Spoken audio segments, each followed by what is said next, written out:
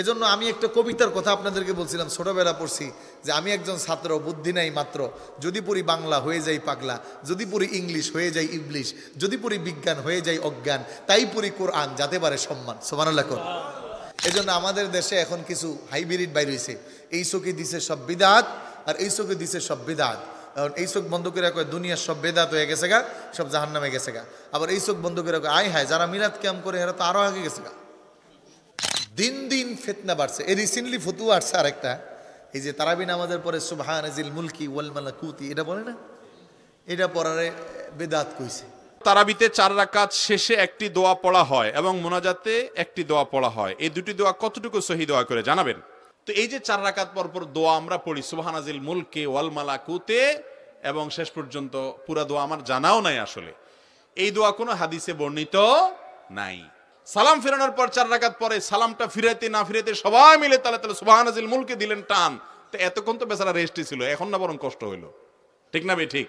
তাহলে এই বসাটা যে রেস্টের জন্য, রেস্ট হলো কোত্থেকে? আর খোলাসা কথা হলো 4 রাকাত পরে যে দোয়া পড়ি আমরা, এই দোয়া কোনো হাদিসে বর্ণিত বা এই টাইমে পড়ার জন্য কোনো নির্দেশিত বিষয় নয়।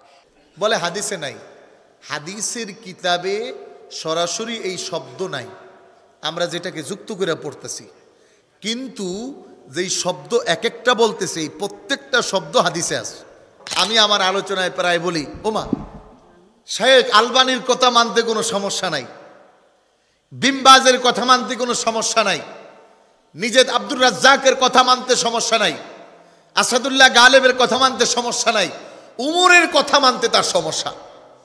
যথেষ্ট জান্নাতের টিকিট প্রাপ্য যত সাহাবী আছেন সবাই 20 রাকাত তারাবি পড়ছে। এখন আমাদের দেশে কেউ যদি কয় যে না হেরা 20 রাকাত পড়লে পড়ুক, আমরা পড়ুম না, আমরা 8 রাকাত পড়ুক, এখন আপনি আমার একটু বুঝান, তারা কি সাহাবীদেরকে মানলো না সাহাবীদেরকে মানলো না? তো ওমর যদি 20 রাকাত তারাবি নামাজ পড়ে জাহান্নামে যায়, তাহলে আমি রাজি আছি, আমার সাথে কে কে রাজি আছেন যে ওমরের 20 রাকাত তারাবি পড়ে জাহান্নামে যাবো? আল্লাহ আমাদেরকে কবুল করো, কোন আমিন। কথা কি বুঝতেছেন?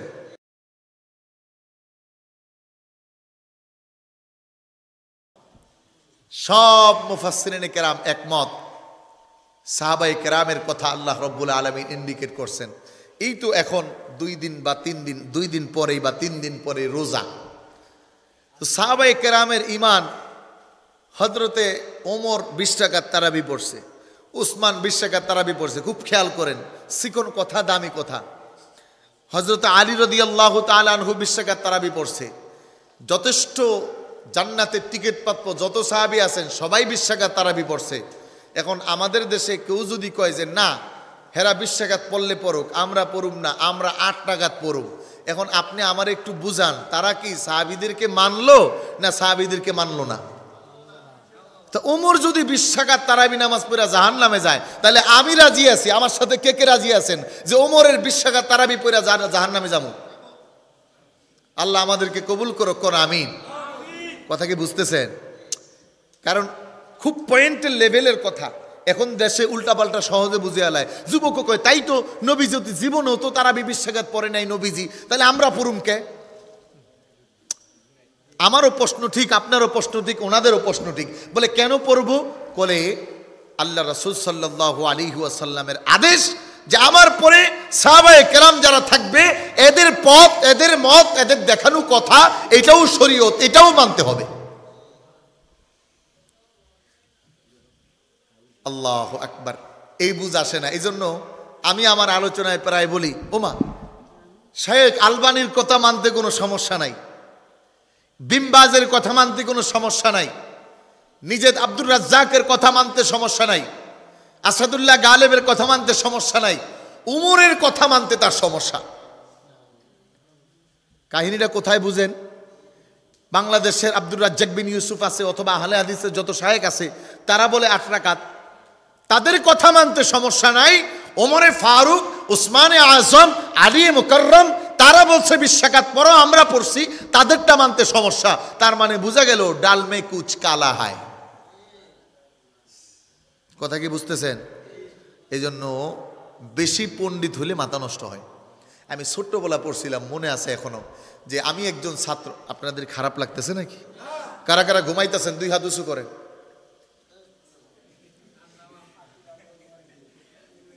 না আওয়াজ মুয়াজ করতেছেন না তো, যে মনে হইতেছে যে শীতের চাপে ঘুমায়া পড়তেছে কিনা আবার। আচ্ছা, কারা কারা জীবিত হাত জাগান তো।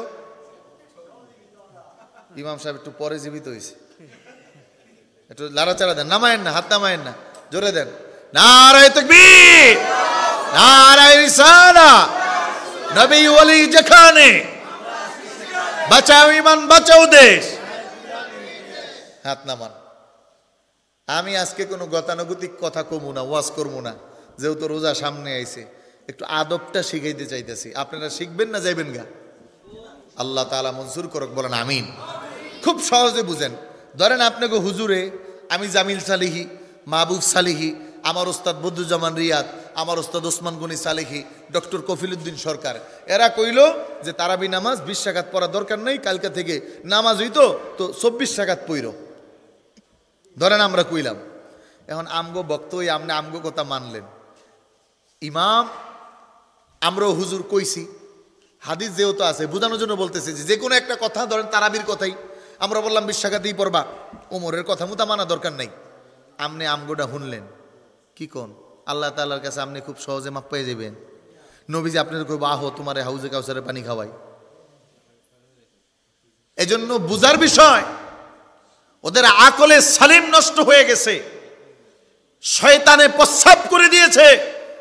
নয়তো আজকের জামানার ফিতনার সময় একজন আলেমের কথা খুব দামি মনে করি।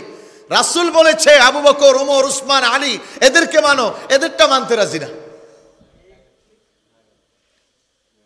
এজন্য প্রকৃত ইমানদার, যে ইমানের দাবিতে সত্যবাদী, ওই ব্যক্তির পরিচয় আল্লাহ তাআলা সূরা ওয়াজিলাত কুলুবুহুম ওয়া ইযা তুনিয়াত আলাইহিম আয়াতুহু যাদাতুহুম ঈমানা যাদাতুহুম ঈমানা ওয়া আলা রাব্বিহিম ইয়াতাওয়াক্কালুন। আল্লাহু আকবার। আমার প্রিয় ভাইরা, আমার বন্ধু, আল্লাহ রাব্বুল আলামিন জানালেন ইমানদার তো তারাই যাদের সামনে আমি রব্বুল আলামিনের পক্ষ থেকে কোনো আহকাম আর বিধান, আমার রাসূলের পক্ষ থেকে আদেশ আর নিষেধগুলোর সামনে অর্পিত হয়। প্রকৃত ইমানদার হলে ওই মামিনটার কলবটা এক আল্লাহ তাআলার ভয়ে কম্পিত হয়। আহারে, যেই সাহাবীদের কথাটাও হাদিস শরীয়ত, যেই সাহাবীদের বিচারটাও শরীয়ত, যেই সাহাবীদের মতটাও শরীয়ত, আল্লাহ রাসূল যাদের কথা বলে গেলেন, আপনি এমন কি পাইলেন দুনিয়ার একজন ব্যক্তির কথা মানেন কিন্তু সেই সাহাবীদের কথা মানতে পারেন না। বোঝা গেল দুনিয়ার স্বার্থের কাছে আপনার ঈমান বিক্রি হয়ে গেছে, এক আল্লাহ তাআলার ভয় নাই। আমাদের দেশের এমনও শায়েখ কত আছে বলে ওসমান বিদআত করছে, ওমর রাদিয়াল্লাহু তাআলা আনহু বিদআত করছে, নাউজুবিল্লাহ কোন। ওমা, তারাই ইসলামকে জিন্দা করছে, তারাই যদি বিদআত করে তো দাঁত কেডা? এরা যদি বিদআত, আমাদের দেশে তো এখন ওই যে বিদআত কইতে কইতে দেখবেন কদিন পরে সব বিদআত। এজন্য প্রিয় ভাইরা আমার, বলে ইমানদার তো জিলাত কুলুবুহুম, আল্লাহ তাআলার ভয়ে কম্পিত হয়। কোনো একটা কথা বাক্য বলার আগে টেনশন করে। আমাদের দেশে এই জন্য যাদের ইমানের দুর্বলতা, তারা ওলিদেরকে মানতে চায় না, কারণ ওলিদের কেরামত তারা বিশ্বাস করে না। ওলিদের কেরামত, আল্লাহ তাআলার সাথে সম্পর্ক তারা বিশ্বাস করে না। ওদের কাছে সব মানুষ সমান। আল্লাহ তাআলা কয়েন না, চক্ষুটা খুইলা ভালো করে দেখ, সব মানুষ পৃথিবীতেই তো সমান না। যার ভিআইপি কার্ড থাকে সংসদে ঢোকার জন্য অনুমতি লাগে না, যার ভিআইপি কার্ড থাকে দুনিয়ার সব জায়গায় লাল পাসপোর্ট থাকলে দৌড় মারে। দুনিয়ার জিন্দেগিতেই মানুষের স্তর বিন্যাস করা হয়েছে। আল্লাহ রাব্বুল আলামিন জানায়, আমি জান্নাতুল ফেরদাউস কেন করছি? সবাইয়ের একটার মধ্যে দিম ওই জন্য না, বলে ভিআইপিতেও কিছু মানুষ থাকবে যাদের কথাটা আমি আল্লাহ তাআলা সহজে শুনবো। এজন্য হাদিসে কুদসিতে আল্লাহ তাআলা জানালেন, আমার কিছু বান্দা এমন হবে যেই বান্দা চাইলেই আমার চাওয়া হবে, বান্দার হাত আমার কুদরতি হাত হবে, বান্দার জবান আমার কুদরতি জবান হবে, বান্দার চাহিদা আমার কুদরতি চাহিদা হবে, বান্দার পা আমার কুদরতি পা হবে। বান্দা ডাক দিবে, আমি আল্লাহ তাআলা এক সেকেন্ড আর দেরি করব না। আল্লাহু আকবার বলেন। আমার প্রিয় ভাইরা, আমার বন্ধুরা, এই জন্য ইমানের জায়গা যদি ঠিক হয় তাহলে বাকি সব শিখতে ঠিক, বুঝতে ঠিক, অনুধাবন করতে ঠিক। কারণ কোনো কথা বলার আগেই চিন্তা করবে আল্লাহর ভয়। এই জন্য ওই যে শিয়া যারা আমার নুরি ভাইয়ের জিব্বা ডাকাইটা দিছে, এরা পরিত ইমানদারই না। কারণ ইমানদার হলে তার কলবটা ভয় করবে কারে? জোরে বলেন না, ভয় আসবে কার? আমার প্রিয় ভাইরা, আমার বন্ধুরা, এই জন্য আল্লাহ রব্বুল আলামিন ইমানদারদেরকে ডাক দিলেন, মুসলমানদেরকে না, মানুষদেরকে না, আমভাবে ডাক দিলেন না, খাস করে ডাক দিলেন ইয়া আইয়ুহাল্লাযীনা আমানু লা তারফাউ আসওয়াত। এক নম্বরে আল্লাহ তাআলা বললেন লা তুকদ্দিমু বাইনা ইয়াদাইল্লাহি ওয়া রাসূল। হে মুমিন, হে প্রকৃত ঈমানদার, সাবধান, তোমরা যেন তোমাদের জীবনের কোনো বিষয়ের সিদ্ধান্ত আল্লাহ এবং আল্লাহর রাসূলের সামনে না নাও, আল্লাহ এবং আল্লাহর রাসূলের উপরে না নাও, আল্লাহ এবং আল্লাহর রাসূলের বিরুদ্ধাচরণে না নাও। এখন আমাকে ইমানদার হইতে হলে এটা মানতে হইব, নাইলে যদি এতটুকু না মানি তাহলে আমি নামে ইমানদার।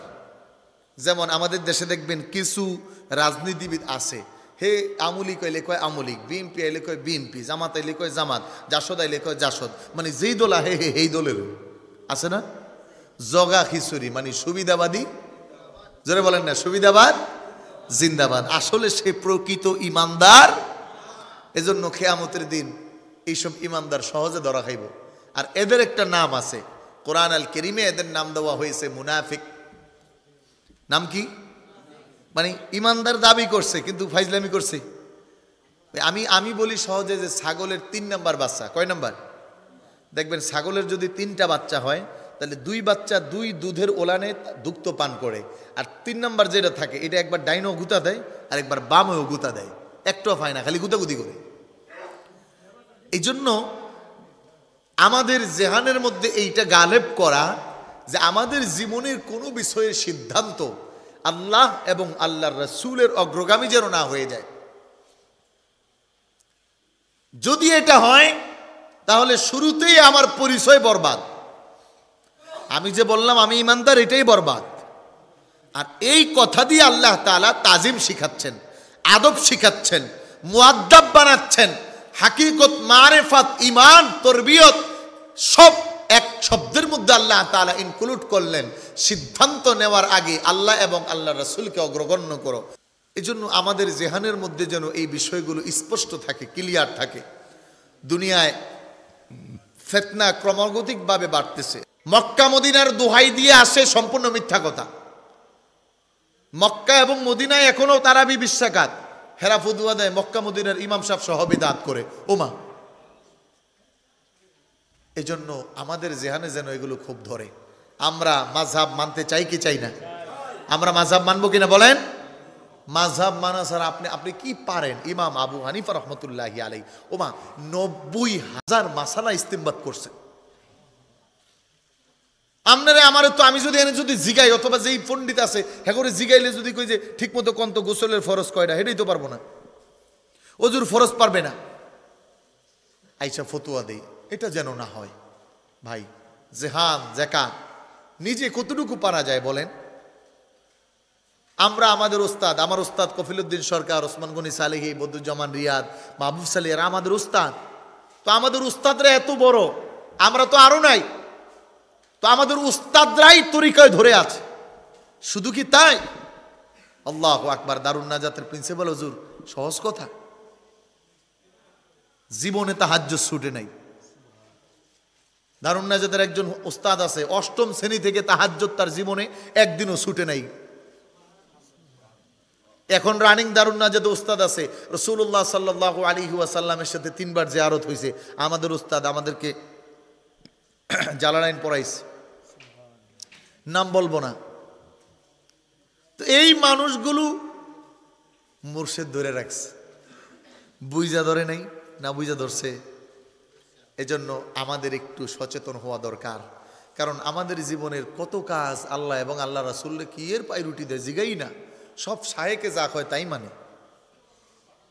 এজন্য আল্লাহ তাআলা ডাক দিলেন না পরিপূর্ণ ইমানদার তো সে, কুল ইন কানা آباؤكم وأبناؤكم وإخوانكم وأزواجكم وعشيرتكم وأموال اقترفتموها وتجارة تخشون كسادها ومساكن ترضونها أحب إليكم من الله ورسول যে ইমানদার বলবে আমি পরিপূর্ণ ইমানদার, তার কাছে তার জীবন, তার সম্পদ, তার সন্তান, তার পরিবার, তার ধনদৌলত, তার ব্যবসা বাণিজ্য, দুনিয়ার তামাম কিছু থেকে আল্লাহ এবং আল্লাহর রাসূলকে পায়রুটি দিবে। নবীর সামনে তার কোনো বিষয় চলবে না। নবীর ইজ্জতকে জীবনের সবচেয়ে বড় ইজ্জত মনে করবে। এজন্য আমার দেশে এখনো কিছু মুসলমান আছে যারা নবীর ইজ্জত তো দূরের কথা, নাম মুসলমান নবীর গালিও দেয়, নাম মুসলমান নবীর চরিত্র নিয়ে কথা বলে, আবার নাম মুসলমান নবীর ইজ্জতের পক্ষে যদি কোনো স্লোগান হয় তাদেরকে উগ্রবাদী বলতে চায়। আছে না নাই? তাহলে বলেন তারা কি ইমানদার আছে না নাই? নামে ইমানদার, সে কইতে পারবে ইমানদার, কিন্তু তার পরিচয় ইমানদার না। আল্লাহ তাআলা বলে তোমার ইমানের কোনো দাম নাই। আর ওয়াস আল কারানি বেশি বুঝে নাই, দূর থেকে দেখেও নাই, কিন্তু সবকিছুর আগে পায়রুটি দিছে নবী এবং আল্লাহরে। তো আল্লাহ তাআলা দূরে থাইকেও তারে নবীর সাথে মোলাকাত ঘটাইয়া দিছে। এই জন্য তাফসিরে জালালাইনের লেখক যতটুকু মনে কি মারিফুল কোরআনের লেখক আল্লামা শফি রহমতুল্লাহি আলাইহির জীবনীতে আছে, পড়বেন।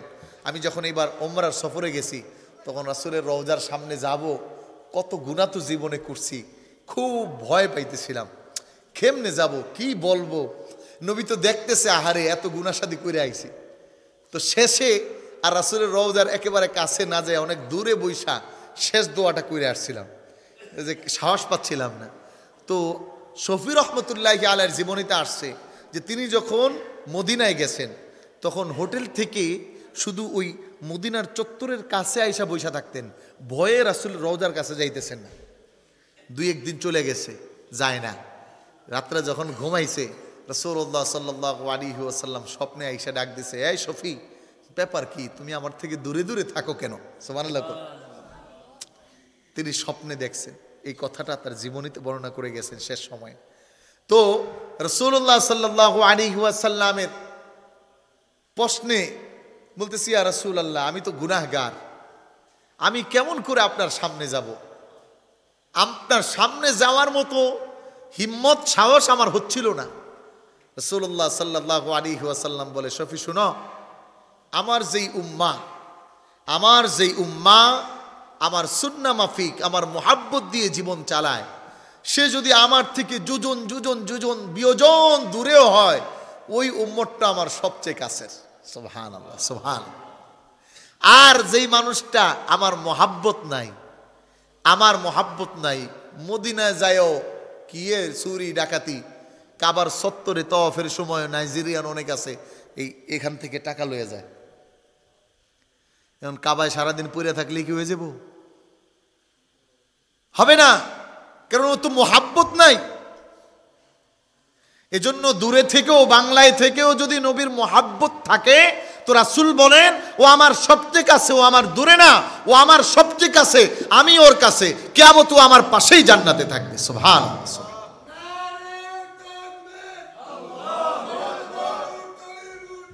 আমার ভাইরা খেয়াল করুন, এজন্য আমাদেরকে নবীর মুহাব্বতটাকে সবচেয়ে প্রায়োরিটি দেওয়া। একটা প্রশ্ন করি, দেখি আপনারা শর্টশন পারেন কিনা। আচ্ছা বলেন তো, আল্লাহ তাআলার কাছে সবচেয়ে বেশি মুহাব্বত কার ছিল? বলতে পারেন? আল্লাহ তাআলার কাছে সবচেয়ে বেশি মুহাব্বত কার? আল্লাহু আকবার, মুহাম্মাদুর রাসূলুল্লাহ সাল্লাল্লাহু আলাইহি ওয়াসাল্লাম। খুব ভালো করে বুঝেন, আল্লাহ তাআলার কাছে পৃথিবীর সকল মাখলুকাতের চেয়ে নবীর মুহাব্বত বেশি, যার কারণে আল্লাহ তাআলা পুরা কিয়ামতের হাসরের ময়দান ঘটাবেন আমার রাসূলকে খুশি করতে। সুবহানাল্লাহ, সুবহানাল্লাহ। নবীর মুহাব্বতেই আল্লাহ তাআলা তামাম হাসরের ময়দান করবেন। আর আল্লাহ তাআলা এই কথা জানায়ও দিলেন। তো আল্লাহ তাআলা হাসরের ময়দান করবেন নবীর লিগা, আর দুনিয়ার সব নবীর মহাব্বতে করতে পারেন নাই? নবীর ইজ্জতটা আল্লাহ তাআলার কাছে সবচেয়ে বড়। এজন্য আদমেরও আগে নবী, সব কথার আগে নবী, ফেরেশতাদের তসবিহ নবী, নবীদের তসবিহ নবী, আল্লাহ তাআলার কথা নবী। সুবহানাল্লাহ কোন না? ইন্নাল্লাহা ওয়া মালাইকাতাহু ইউসাল্লুনা আলান নবী, বলে আল্লাহ তাআলা রাসূলের উপর। আল্লাহু আকবার। তো শুধু মুমিনদেরকে আল্লাহ বলেন নাই যে সব কাজের আগে নবী রাখো, বরং আল্লাহ নিজে সব কাজের আগে নবীকে রাইখা দেখালেন কেমনে রাখতে হবে। এখন আমাদের দেশে দেখবেন নবীর মহাব্বতে কিছু করলেই ফতুয়া আসে। রবিউল আউয়াল মাস আসলেই তাদের অ্যালার্জি ধরে, নেতার জন্য সারা জিন্দিগি বর করে, মওদুদি সাহেবের লিগা ফিকরে মওদুদি লেখে, আলবানির জন্য বিরাট সেমিনার করে, তাদের সালাফি মাদ্রাসা করার জন্য বিরাট সেমিনার করে।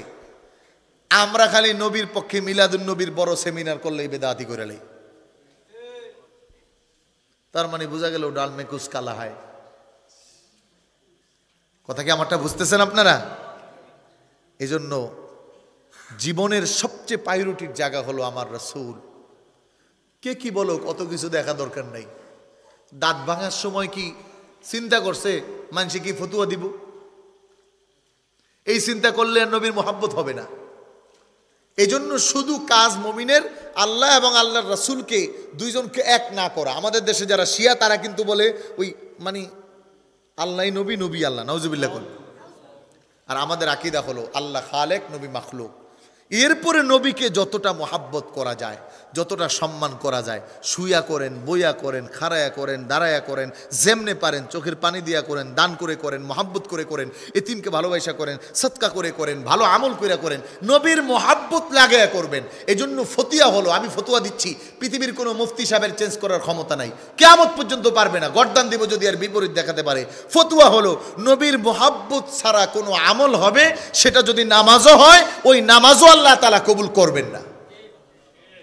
এই আমল আকাশে ঝুলা থাকে, ফেরেশতারা প্রশ্ন করে আমলকে, কিতাবের মধ্যে আসছে, প্রশ্ন করে, কিরে ঝুলাঝুলি করতেছে, কোকে কি করবো, আমারে করছে তো ঠিক, কিন্তু নবীর মোহাব্বত দিয়া করে নাই, এলিগে আর উপরে উঠতে পারতাছি না। সুবহানাল্লাহ। এই জন্য নামাজে নবী, কবরে নবী, দোয়ায় নবী, কোরআনে নবী, হাদিসে নবী, সব জায়গায় নবী আছে না নাই? জোরে কন। এতটুকু যদি বুঝেন তাইলে তো ভালো।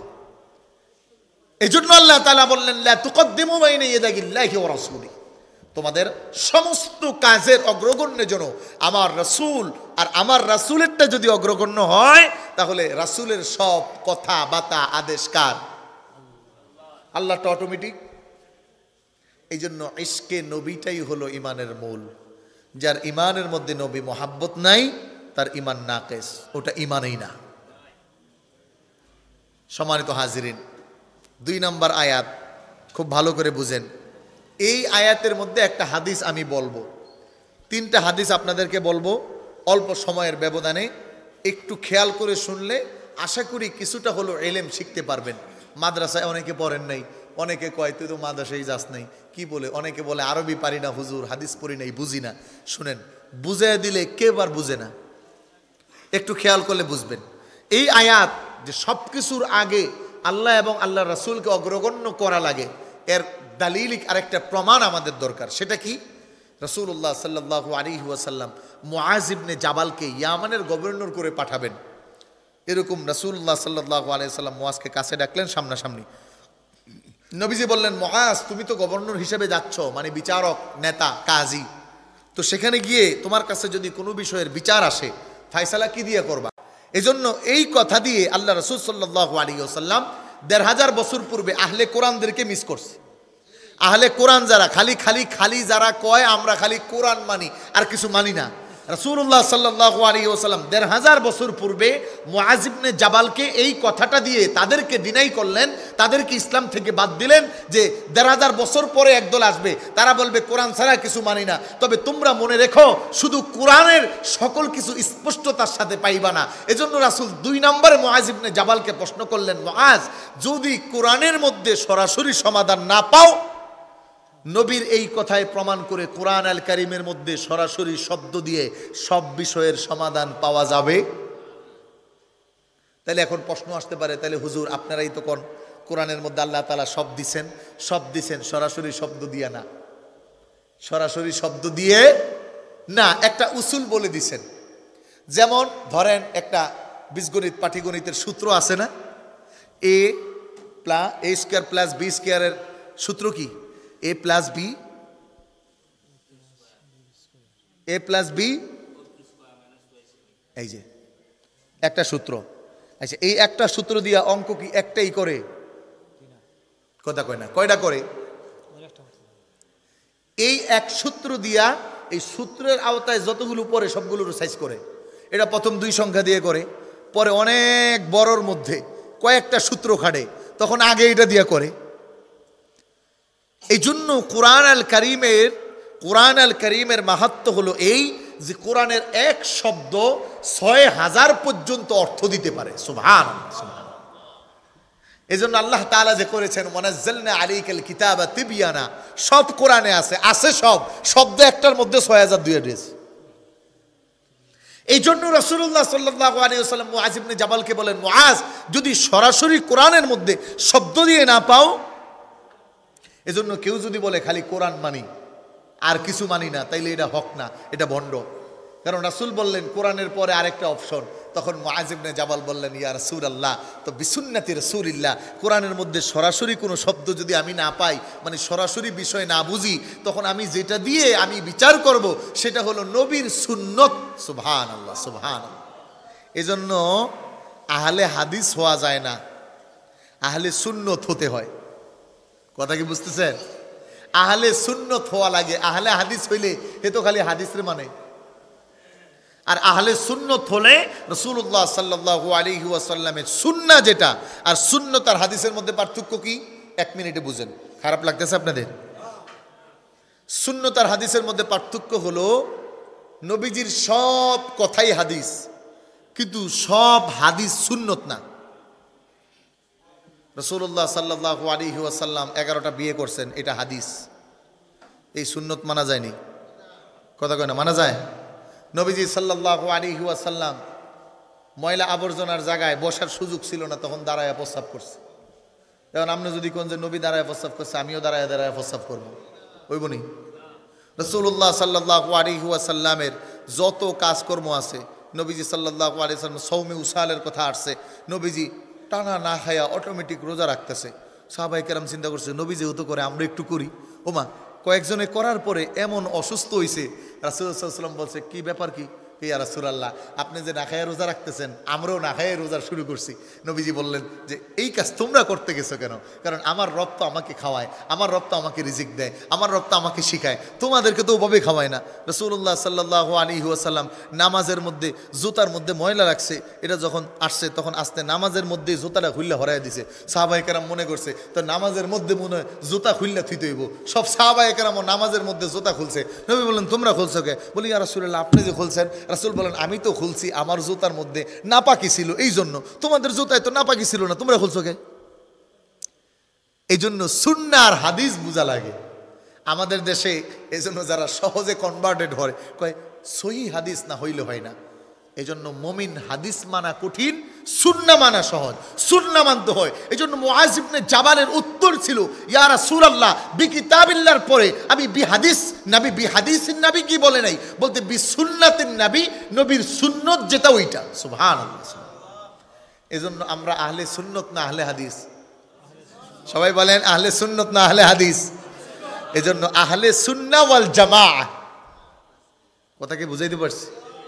মুআজ ইবনে জাবাল রাদিয়াল্লাহু তাআলা আনহু যখন উত্তর দিলেন কোরআন এবং হাদিস, নবীজি খুব খুশি হইলেন।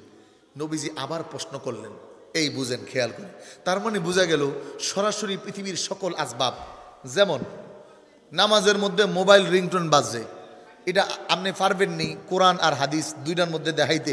নবীজিও কইছে যে নামাজের মধ্যে রিংটোন বাজা গেলে মোবাইল বাইর করে বন্ধ করে দিও, আসেনি? আল্লাহু আকবার। এই জন্য এই আয়াতের তাফসীরের মধ্যে বুঝা খুব সহজ, দিন অনেক হিকমাতের সাথে বুঝেন।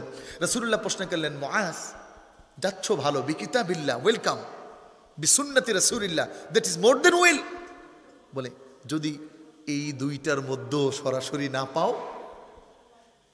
মুআজ ইবনে জাবাল রাদিয়াল্লাহু তাআলা আনহু বললেন, ইয়া রাসূলুল্লাহ সাল্লাল্লাহু আলাইহি ওয়াসাল্লাম, তখন আমি একটা কাজ করব, কোরআন এবং সুন্নাহ, আল্লাহ এবং আল্লাহ রাসূলকে সামনে রাখবো, রাইখা যেইটা আমার কাছে ইনসাফ মনে হবে কেয়াস করব, কেয়াস। এজন্য মোবাইলে রিংটোন বাজলে বন্ধ করা যাইব না, না যাইব, এটা কেয়াসের ফতুয়া। কথা কি বুঝতেছেন?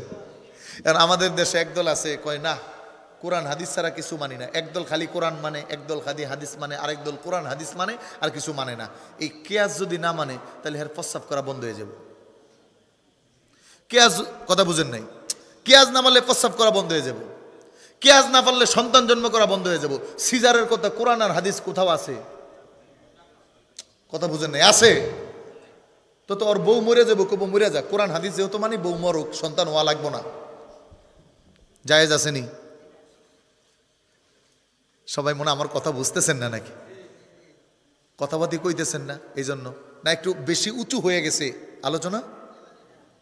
কেন বুঝাতে চাচ্ছি ভাই, কেন বুঝাতে চাচ্ছি? কারণ ফিতনা চতুর্দিকে বাড়ছে। আপনার যেখানে শুনেন আমল কম আছে, কিন্তু যদি উল্টাপাল্টা মাথায় ঢুকে তাইলে কিন্তু মুসিবত। মনে করেন বাংলাদেশে যদি এরকম ঢুকে, ওই দেওয়ানবাগ পীর কয় মা ফাতেমা রাদিয়াল্লাহু তাআলা আনহারে তার লগে বিয়া দিছে, এইটাও বিশ্বাস করে। তো চিন্তা করেন কত লেভেলের পাগল।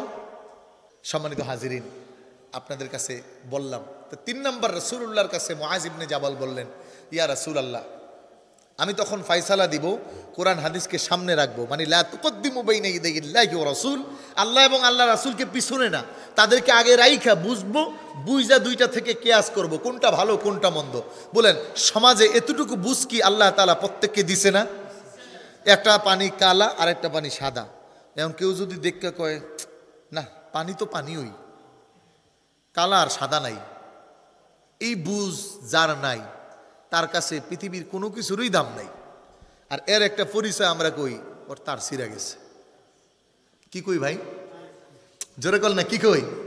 তার ছিঁড়া গেছে, বানাইলে পাগল হয়ে গেছে। এজন্য আমাদের দেশে এখন কিছু হাইব্রিড বাইর হয়েছে, এই চোখে দিছে সব বিদাত আর এই চোখে দিছে সব বিদাত। এখন এই চোখ বন্ধ করে কয় দুনিয়ার সব বেদাত হয়ে গেছে গা, সব জাহান্নামে গেছে গা। আবার এই চোখ বন্ধ করে কয় আয় হায় যারা মিলাদ কিয়াম করে এরা তো আরো আগে গেছে গা। ওরে কিন্তু এই 2 চোখে চশমা পরানোর লিগে মিলাদ কিয়াম করান লাগছে। ওর বাহিরে হুজুররা দোয়া করে দিছে, ওর বাবা এক কইছে হুজুর একটু দোয়া করেন পোলাটা যেন একটু। এই জন্য কথাগুলো তিক্ত হলেও বললাম যেন বুঝে আসে। তাহলে কোরআন হাদিস ইজমা কিয়াস আমরাই মানি খালি যারা আহলে সুন্নাহ ওয়াল জামাআহ, অন্যেরা এটা মানে না। রাসূলুল্লাহ সাল্লাল্লাহু আলাইহি ওয়াসাল্লামের এই হাদিস প্রমাণ করে যে পৃথিবীর আগ পর্যন্ত এগুলোর জরুরত আসবে, সামনে তো আরও দেখবেন আরও বাড়বে, কত ফতুয়া দিতে হবে, মাসলা আসবে, সব ওই কেয়াস করে ইজমা করে ওলামায়ে কেরাম বের করে দিয়ে যাবে। এজন্য আমরা যেন অল্প কথায় পাগল না হয়ে যাই, খালি হাদিস হাদিস কয়ে যেন না চিল্লাই, কোরআন কোরআন না কয়ে যেন না শুনলাই, কোরআন হাদিস বুঝার মতো ব্যক্তিদের কথা যেন মানি। যদি এটা না মানি তাহলে খুব মুসিবত, তাহলে আমি বিপদগামী হবই নিশ্চিত। আমার জানা আছে একটা ছেলে খুব মেধাবী ছিল, প্রথম কয় না কোনো মাযহাব মুজাব মানবো না, নিজে নিজে পণ্ডিতি করা শুরু করছে। পরে প্রথম হয়েছে আহলে হাদিস, আহলে হাদিস হওয়ার পরে হয়েছে আহলে কোরআন, আহলে কোরআন হওয়ার পরে এখন ইহুদিদের ধর্ম প্রচারক হয়েছে, ইহুদিদের ধর্ম প্রচারক। এজন্য আমি একটা কবিতার কথা আপনাদেরকে বলছিলাম, ছোটবেলা পড়ছি, যে আমি একজন ছাত্র, বুদ্ধি নাই মাত্র, যদি পড়ি বাংলা হয়ে যাই পাগলা, যদি পড়ি ইংলিশ হয়ে যাই ইবলিশ, যদি পড়ি বিজ্ঞান হয়ে যাই অজ্ঞান, তাই পড়ি কোরআন যাতে পারে সম্মান। সুবহানাল্লাহ। বলবেন হুজুর আপনার কথা তো সত্য না, আমি প্রমাণ করতেছি আবার কথা সত্য। এখন এখানে যারা ইয়ং ম্যান যুবক ভাইরা আছেন, আপনি এখনই সার্চ দিবেন, পৃথিবীতে সবচেয়ে বেশি মস্তিষ্ক লেস হয়ে গেছে, মানে ব্রেন শক হয়েছে এই মানুষগুলো যারা বেশি বাংলা পড়ে। এই জন্য বেশি বাংলা পড়লে পাগল হয়ে যায়। 2 নম্বরে ইংরেজি বেশি ঠক ঠক করলে দেখবেন যে ইবলিসের মতোই হয়। যেই যুবকটা আগে প্যান্ট শার্ট এগুলো পরতই না, নামাজ পড়তে আইতো, বাবা মারে সম্মান করতো, ইজ্জত করতো, ও মা কোনো মতে লন্ডন যাইয়া একটু ইংরেজি শিক্ষা আর ইংরেজের লগে থাইক্কা এবার বাড়িতে আইয়া হাফ প্যান্ট পরে। বাস্তবতা আছে না? কিছু মনেই করে না। এজন্য আমাদের দেশেও যারা ওই পশ্চিমা ইংরেজদের গোলাম, এদের কথায় খুব ঠক ঠক ঠক ঠক শোনায়। ইবলিসের মতো চিন্তা চেতনা, ওই ইবলিসের চিন্তা চেতনা দিকটাই ডক্টর হইছে, তারপরে ঢুকাই দিছে বানর থেকে মানুষ। ইবলিসে ধরছে, পশ্চিমাদের মেমোরিতে ঢুকছে, এরপরে অতিরিক্ত বিজ্ঞান পড়লে অজ্ঞান হয়, তখন আর মাথায় ঢুকে না, খুঁজে কেমনে আইলো, না বুরুন কেমনে আইলো, কেমনে আইলো, পায় না, পরে কয় ওই নাই, শেষে কয় আল্লাহই নাই। কথা কি বুঝছেন? এজন্য কোরআন আল কারীমের ইলম নেওয়া। সম্মানিত হাজিরিন, আমি আপনাদেরকে চেষ্টা করছি সমসাময়িক ফিতনা থেকে বাঁচার জন্য কিছুটা বুঝ দেওয়ার। জানি না কতটুকু পেরেছি, আল্লাহ তাআলা যেন আমাদেরকে বুঝার তৌফিক দেয়, বলেন আমিন। ও মামা, এই দুরুদ পড়া ঠিক না, হাসবি রব্বি জাল্লাল্লাহ দুরুদ পড়া ঠিক না। শুনেন, এইটা হাদিসের ইবারতে নাই। হাসবি রাব্বি জাল্লাল্লাহ মাফি কলবি গায়রুল্লাহ লা ইলাহা ইল্লাল্লাহ মুহাম্মদ রাসূলুল্লাহ, এই কথার অর্থ কি? যে কব ঠিক নেই, হেরে একটু কেন ভাই, এই কথার অর্থটা কি একটু জিগাইবেন, পারবেন না? আল্লাহু আকবার। এটা জিগাইলে দেখবেন যে হের মাথা গরম হয়ে যাবে।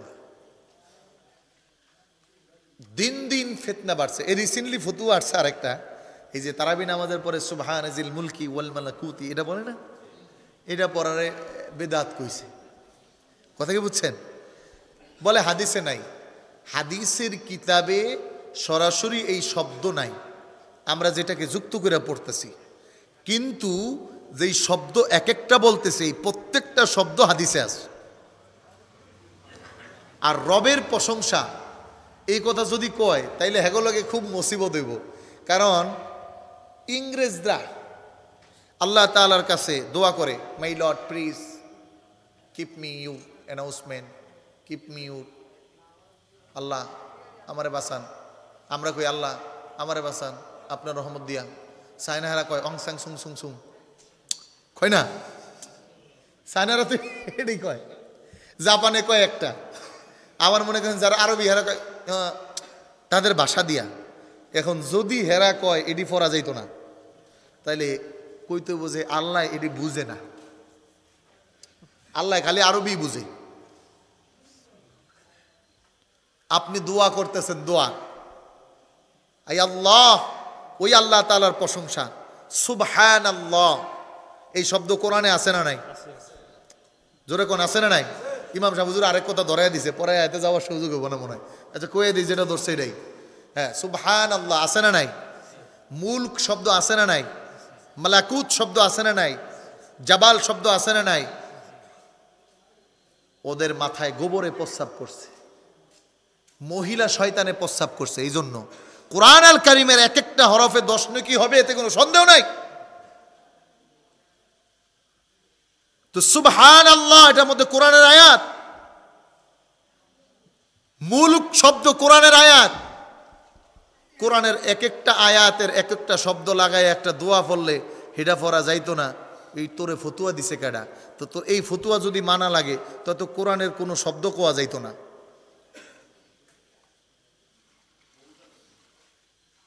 এই জন্য যত দিন যাইব দেখবেন ফতনা বাড়বে। আর এই ফেতনার মূলে দেখবেন আমল কমে। আমল কি? মানে আমল কমাবে, আমল, বান্দার আমল কমিয়ে নেওয়া হবে। হাদিসের মধ্যে আসছে ইলম উঠে আস্তে আস্তে আমল কমে যাবে। আর এই সুরুটটাই এখন আসতেছে। এই জন্য আমরা যতটুকু পারি ভাই, আপনি নামাজ তো আল্লাহ তাআলার জন্য পড়বেন, 2 রাকাত বেশি পড়লে কি সমস্যা? এখন প্রশ্ন আসতে পারে, তো হুজুর তারাবি নামাজ একটু বেশি পড়ি, 36 রাকাত পর্যন্ত তারাবির হাদিস আছে, এখন প্রশ্ন, তাহলে আমরা 20 টাকাতেই কেন সীমাবদ্ধ করি? বলি ওমর যেহেতু বুঝছে, তো ওমরের চেয়ে বেশি আমার বোঝা দরকার নেই। হযরত ওমরে ফারুক রাদিয়াল্লাহু তাআলা আনহু যেটা বুঝছে তার চেয়ে বেশি বোঝা দরকার নাই। আমি ওমরের বুঝটাই নিতে চাই, আমি উসমানের বুঝটাই নিতে চাই, আমি আলীর বুঝটাই নিতে চাই, আমি আব্দুর রহমান ইবনে আউফের বুঝ নিতে চাই, আমি ইবনে আব্বাসের বুঝ নিতে চাই, আমি ইবনে মাসউদের বুঝ নিতে চাই। যারা জান্নাতি হয়ে গেছে ডিক্লারেটেড, আমি তাদের বুঝ নিতে চাই। তোমার 90 স্কলার আর শায়েকের বুঝ আমার দরকার নেই। কিছু তো নিজের মেধা দিয়েও বুঝবেন, ভালো মন্দ যেমনটা বুঝেন। এই জন্য এই দোয়াগুলো পড়বেন, দোয়াগুলো পড়া মুস্তাহাব।